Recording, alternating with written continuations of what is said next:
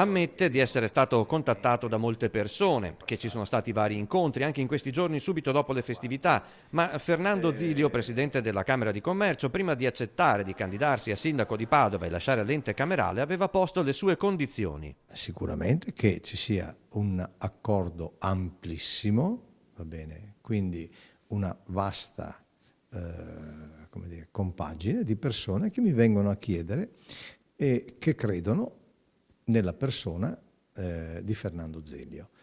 Ad oggi questo non è avvenuto. In mancanza di larghe intese sul suo nome, Zilio fa quindi un passo indietro. Da martedì sera attendeva risposte, anche da ex assessori, ma non è successo ancora nulla. Perciò io sono il Presidente della Camera di Commercio, intendo fare il Presidente della Camera di Commercio fino al 2018 e vediamo chi saranno i candidati ai quali faccio già gli auguri di buon lavoro e che vinca il migliore.